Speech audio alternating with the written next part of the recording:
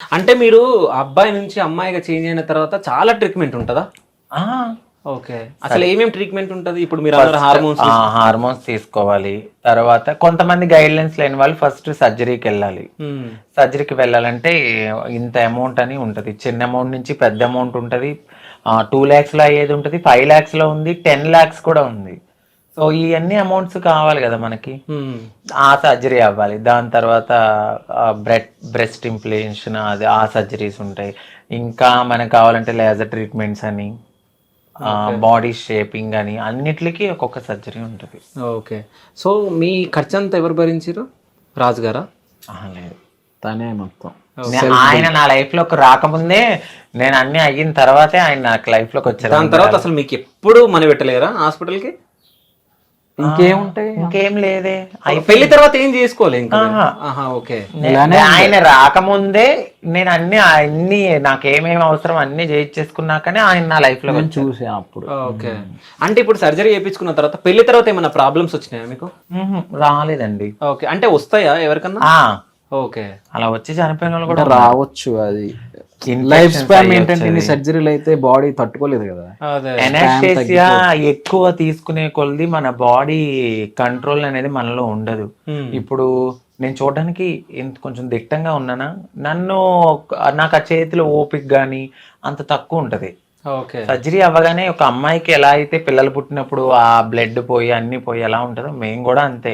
Literally కొద్దిగా ఇప్పుడు వెన్నెపూసకి మాకు ఇంజెక్షన్స్ ఇస్తారు, ఆ నడు నొప్పి ఉంటది. ప్రతిదీ పెయిన్ తోనే. ఒక ముళ్ళ బాటలో నుంచి గులాబీ ఎలా అవుతుందో మేము కూడా అంతే. ఓకే.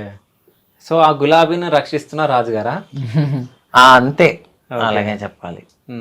చాలా బాగా చూస్తాను. సో పెళ్లి తర్వాత చాలా మంది బయటికి వస్తున్నారు కదా, మీ తోటి ఎవరైనా సజెషన్ తీసుకొని పెళ్లి చేసుకున్న వాళ్ళు ఉన్నారా? నేనైతే చెప్తానండి ఫస్ట్. అలా అడిగి చేసుకున్న వాళ్ళు కూడా ఉన్నారు. కానీ మీడియా ముందుకు రాని వాళ్ళు కూడా ఉన్నారు, అంటే అక్కడక్కడ చేసుకుని. సో నేనైతే ఒకటే చెప్పా, అండర్స్టాండింగ్ తో చేసుకోండి. గొడవలు అవుతాయి. ఇప్పుడు వైఫ్ అండ్ హస్బెండ్ అన్నాక గొడవలు అవుతాయి. త్వరగా దేనికి అట్రాక్ట్ అవ్వద్దు. ఫస్ట్ ఫ్యూచర్ గోల్ ఎక్కువ పెట్టుకోండి. లవ్ చేసాము అంటే దానికి తగ్గట్టు చాలా ఉంటాయి. అన్ని గమనించి, అన్ని చూసి, అన్ని చేసి చేసుకోండి. ఒకరినొకరు అర్థం చేసుకున్నాక ఇంకా మేము చేసుకోవాలి అనుకున్నప్పుడే చేసుకోండి. చేసుకుని మళ్ళీ విడిపోతే అది మొత్తం కమ్యూనిటీ ట్రాన్స్ మీద పడుతుంది. ఇప్పుడు ఒక అబ్బాయి తప్పు చేస్తే అబ్బాయిలు అందరి మీద తప్పు వేయరు, ఒక అమ్మాయి తప్పు చేస్తే అమ్మాయిలు అందరి మీద చేయరు. కానీ ఒక ట్రాన్స్ ఎవరో ఒకరు చేసేదానికి ఈ ట్రాన్స్జెండర్లు అంతా ఇంతే. మీరు అబ్జర్వ్ చేయండి. చాలా మీరు ఇప్పుడు ఇది అన్నందుకు నేను ఒకటి అడగాలి. మీరు రాయదుర్గం పోలీస్ స్టేషన్ సంథింగ్ ఒకసారి మీద న్యూస్ వచ్చింది బయటికి. సో మీరు వెళ్ళి ట్రాన్స్జెండర్స్ అందరు వెళ్ళి ఒక నైట్ లో మీరే ఎక్కువ కనిపించి అరుస్తున్నారు మీరు పోలీసుల మీద. సో ఏం జరిగింది ఆ రోజు? యాక్చువల్లీ ఆ వీడియో పెట్టింది నేనే.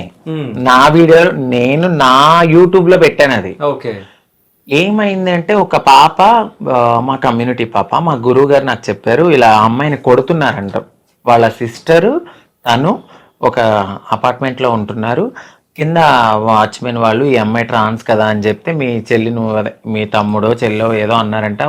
మాకు ఇష్టం లేని లాంగ్వేజ్ మాట్లాడేసరికి మా కోపం వచ్చిందంట తనకి. ఇలా చేస్తే బాగోదు అది ఇది అని తిట్టారంట.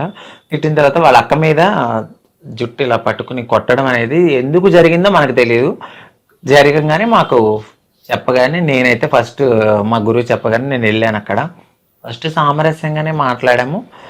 తర్వాత కమ్యూనిటీలో కొంతమంది వచ్చేసరికి మా అమ్మాయిని ఎందుకు కొడతావు అది ఇదని ఆ చిన్న ఇష్యూ కాస్త మొత్తం కొంతమంది ట్రాన్స్జెండర్, నేను అక్కడే ఉన్నాను, నన్ను ఎవరు ఏం అనలేదు. మరి ఏమనున్నాను, ట్రాన్స్జెండర్ అనుకున్నారు, మన అమ్మాయి అనుకున్నారు, నన్ను అసలు ఏమనలేదు. మిగతా చాలా ట్రాన్స్జెండర్స్ ని కొట్టేశారు. మీరు సెలబ్రిటీ కదా అంటే ఏమో నాకు తెలియదు, బై గాడ్ గ్రేజ్ నాకు తెలియదు, నా కళ్ళ ముందే జరుగుతున్నాయి.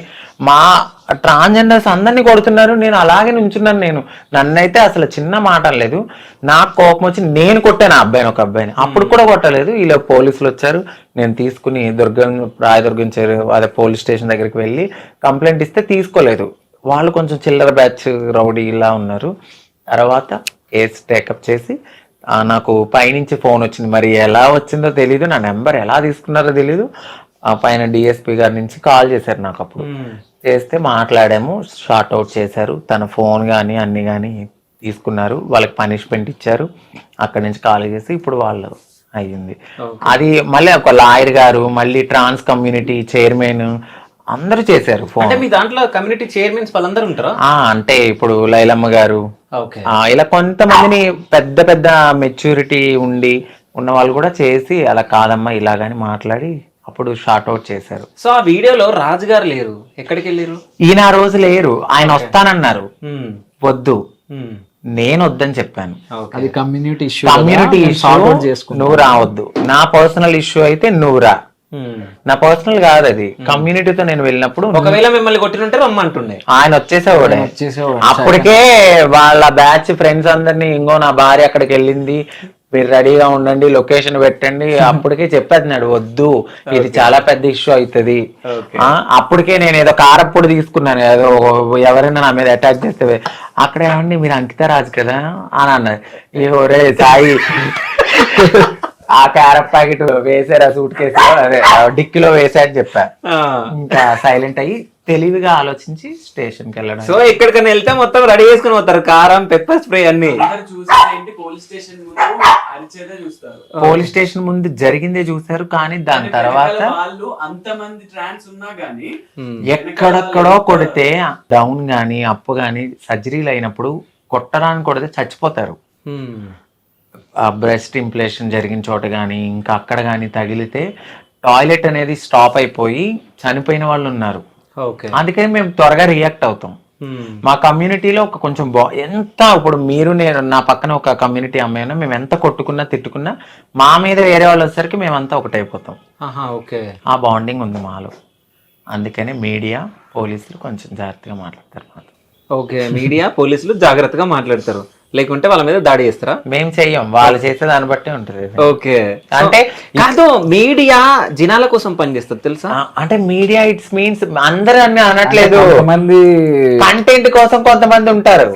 ఓవర్ ఇదే పనిగా అంటే ఇప్పుడు పర్సనల్ లైఫ్ లో ఇంటర్ఫియర్ అవ్వాల్సింది ఎక్కువ ఏముంటది చెప్పండి. మీరే చేశారు, మీరే ఇప్పుడు మీరు ఇంటర్వ్యూలో అడుగుతున్నారు, ఉంటారు కొంతమంది. ఇప్పుడు సారీ అంటే మీడియా అంటే అది వేరేగా వెళ్ళిపోయినట్టుంది, పెట్టద్దండి. పెడతాం మేము, చెప్పండి. యాక్చువల్లీ మీడియా కొన్ని నేను చూసాను, చాలా వల్గర్ గా అడగడం నేను చూసాను నా ట్రాన్స్ కమ్యూనిటీలో. నాకు అలాంటి బూతులుగా మాట్లాడే మీడియాకి నేను వెళ్ళను.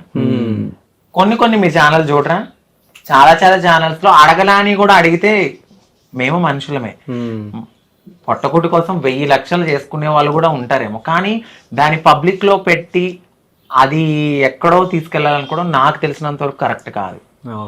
పోనీ అలా నువ్వు పెట్టేటప్పుడు మరి ఒక 30,000 పెట్టి జీతం ఇప్పి చేసుకుంటారేమో కదా. మీరు ఎప్పుడైనా జాబ్ చేయాలని చెప్పేసి అనుకున్నానండి, అనుకున్నాను. బట్ అనుకోకుండానే నా లైఫ్ ఎటు టర్న్ అయ్యి అటు తిరిగి ఇటు తిరిగి బై లక్కో మరేమో తెలీదు, మంచి హస్బెండ్ దొరికాడు.